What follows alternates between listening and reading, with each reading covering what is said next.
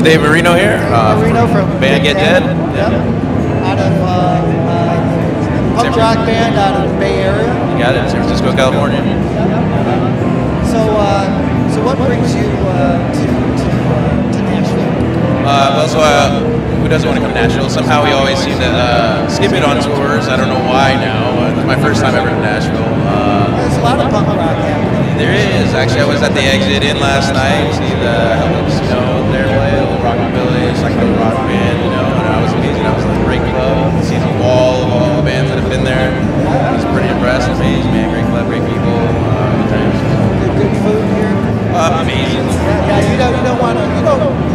Next time in the van, you do not want to skip Nashville. Yes, exactly. Yeah. So tell me what's going on with Get Dead. So Get Dead, we got we've done 2 album releases with our label Fat Records. You might know them, Punk Rock Circuit, because of NoFX and some other bands, News for Name, Spin Hunters, all those, name drop. Be happy about because we were just fortunate and lucky, to be put on such a great label. Good people. We're like a family, everybody's friends. It's great to be a part of that. We've been on the road, off and on over the last 10 years. We're doing our independent thing, and then the last 3 or 4 years we've been on Fat Records, so been taking care of us. So what guitar do you use when you're on the road? So right now, I've gone through several different ones. I've gone through the SPX Tone. Right now I'm walking my J Mascis Squire. I have a hard time breaking that high dollar for something that's going to go on the road and beat the heck out of, so, and it's been, J Mascis Squire's been getting, getting mods on it, throwing a shallow roller bridge on there, some Spurs and tuners, call it good, some pretty ball strings, we always think they're best team, man, like, high-low sets, wickies. No, man, I've got some expensive guitars, but I got some more inexpensive guitars. And more often I go to there's something good about playing a guitar that can take a whooping and not have to be too delicate. Absolutely, it's like one of those things, like I think Jack White, I was watching something with him, and it was like, it's that struggle of getting that tone out of that guitar that kind of is the fun part about it, and I think that's what some of the, the lesser, purchase models maybe, and not the high dollar ones or the fun ones that kind of struggle with, kind of want to strangle that tone out of that. It's there. So Dave, you're also here with Boss, and so what can you tell me about which Boss pedals do you use? Like punk rock is a lot of times it's the guitar into the amp. Yeah, there's a lot of times it's direct guitar to the amp, but you always got to have your stage tuner, so you always have your TU3 in there. They just dropped the TU3W, so it has a true bypass on there too. But recently, I've been, because we need a fly rig, we'll be going out to Europe again, and then also doing another USA tour, but you want to kind of keep it light because that extra cost and baggage and everything.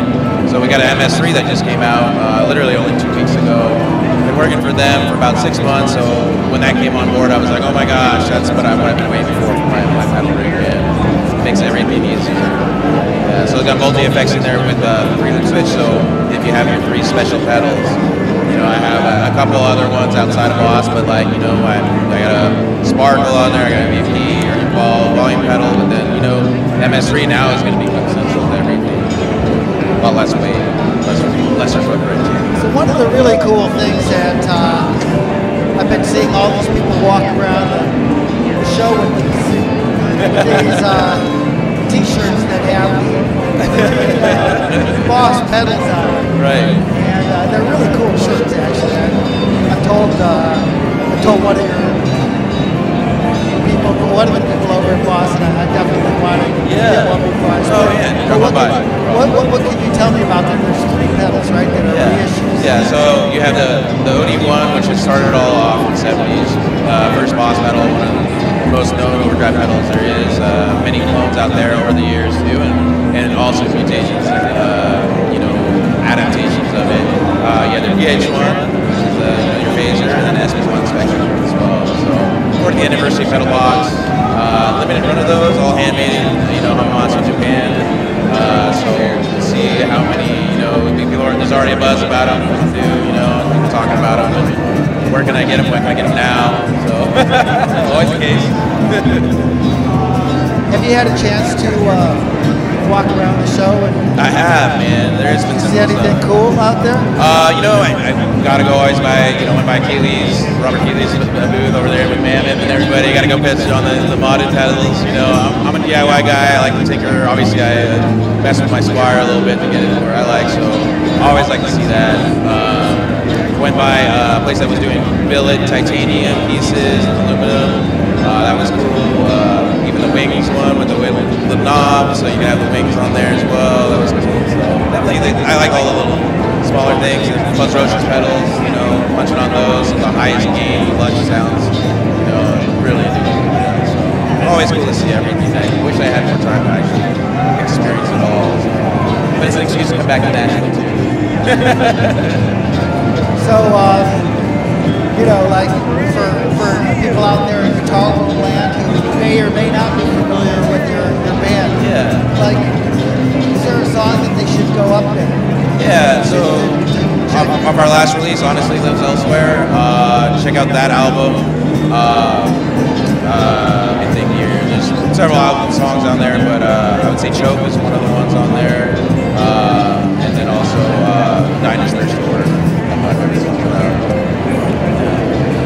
Well, man, I really appreciate you coming by. Yeah. Thank you for having me. Yeah, man.